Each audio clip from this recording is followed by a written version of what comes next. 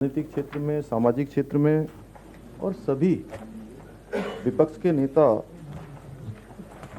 बहुत सम्मान करते थे। कैम्ब्रिज विश्वविद्यालय से पीएचडी और ऑक्सफोर्ड विश्वविद्यालय से डीफिल करने वाले स्वर्गीय मनमोहन सिंह जी हमेशा एक धीर गंभीर व्यक्तित्व, विनम्र और विद्वान व्यक्ति के रूप में जाने जाते थे।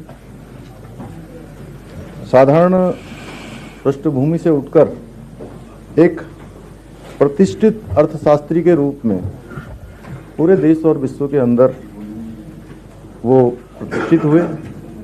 उन्होंने वर्षों तक भारत की आर्थिक नीति को मजबूत बनाने का महत्वपूर्ण कार्य किया।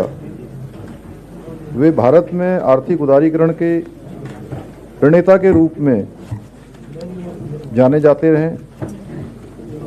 वर्ष 1985 में स्वर्गीय राजीव गांधी जी के शासनकाल में और स्वर्गीय मनमोहन सिंह जी को भारतीय योजना आयोग का उपाध्यक्ष नियुक्त किया गया था। स्वर्गीय मनमोहन सिंह जी वित्त मंत्रालय के सचिव, भारतीय रिजर्व बैंक के गवर्नर और विश्वविद्यालय अनुदान आयोग के अध्यक्ष भी रहे। वे 1990 में प्रधानमंत्री के आर्थिक सलाहकार नियुक्त हुए। इसके पश्चात जब स्वर्गीय पीवी नरसिंह महाराव जी प्रधानमंत्री बने तो उन्होंने डॉक्टर मनमोहन सिंह जी को 1991 में वित्त मंत्रालय का महत्वपूर्ण दायित्व सौंप दिया। वर्ष 2004 से लेकर 2014 के बीच यूपीए 1 और यूपीए 2 दोनों ही सरकारों में वो प्रधानमंत्री के पद पर रहे। स्वर्गीय मनमोहन सिंह जी के रूप में देश ने एक ऐसा नेता खो दिया जो जीवन पर्यंत ज्ञान, विनम्रता और सहृदयता के प्रतीक रहे। उनका जीवन बहुत ही सहज था, सरल था। अध्यक्ष महोदय, स्वर्गीय मनमोहन सिंह जी ने राष्ट्रीय जीवन में एक ऐसा शून्य छोड़ा है जिसे भरा जाना अत्यंत कठिन है। मैं इस सदन की ओर से दिवंगत आत्मा को श्रद्धांजलि अर्पित करता हूं कि भगवान उनको अपने श्री चरणों में स्थान दे और उनके परिवारजनों को, उनके सभी चाहने वालों को उनके न रहने से अपार कष्ट हुआ है, उस कष्ट को सहन करने की शक्ति प्रदान करे। ओम शांति। दूसरी। अच्छा, माननीय अध्यक्ष महोदय, आज मैं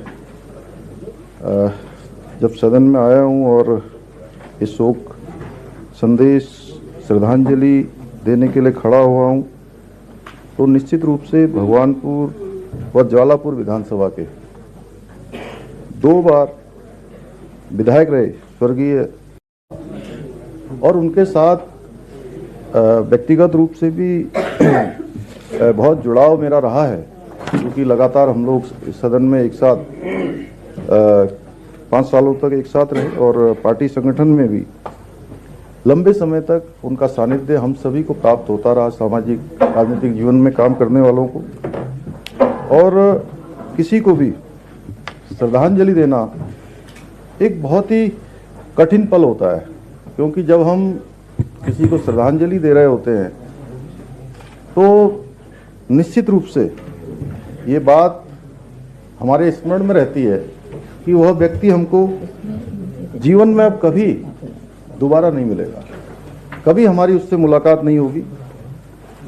और जब हम अपने किसी हर दिल अजीज, मृदभाषी और दूसरे के कष्टों को ही अपना कष्ट समझने वाला, जिसने जीवन पर्यंत समाज को जिया हो और उसको श्रद्धांजलि देनी पड़े तो उससे अधिक दुख का विषय कोई दूसरा नहीं हो सकता है।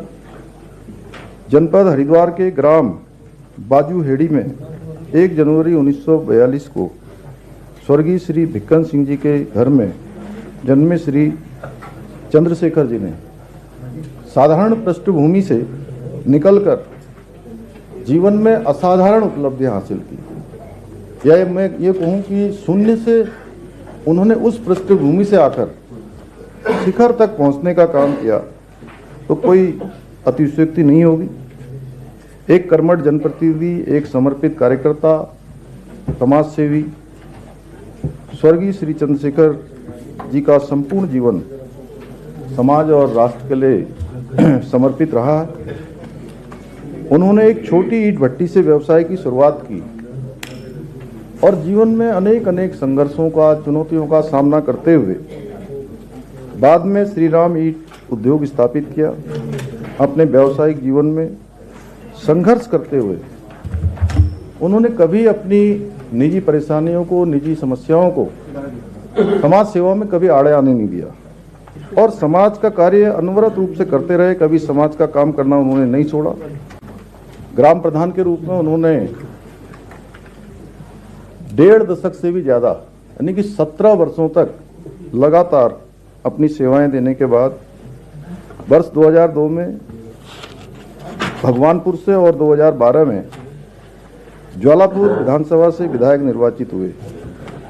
वे वर्ष 2003-04 में उत्तराखंड विधानसभा की याचिका समिति के सदस्य और वर्ष 2004 से 2006 तक अनुसूचित जाति, जनजाति एवं विमुक्त जाति संबंधी समिति के सदस्य भी रहे।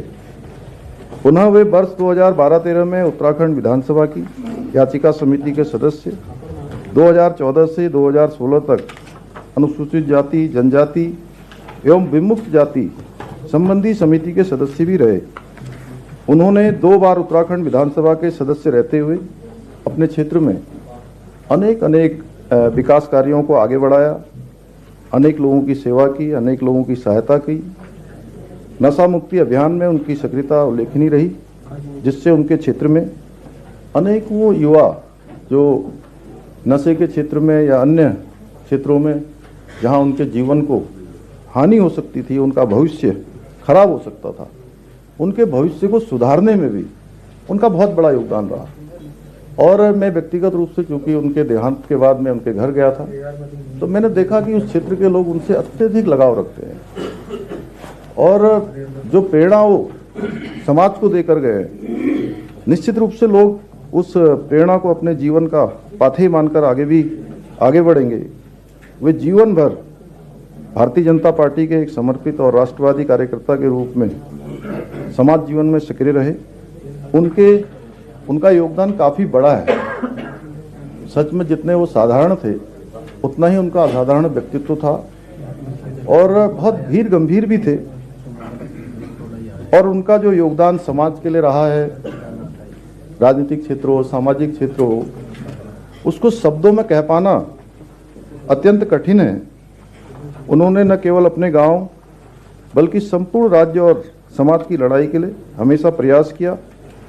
उन्होंने अंतिम समय में भी उनके परिवार के लोगों ने, उनके बेटों ने, बहुओं ने और उनके जो परपोते थे, पोतियां थी, सभी ने मुझे बताया कि जब वो अत्यंत बीमारी की हालत में थे तब भी उन्होंने किसी से मिलना नहीं छोड़ा था। जो भी उनके पास जाता था उनसे मिलते थे और अंत तक उनके दुख सुख में हर प्रकार से वो खड़े रहे।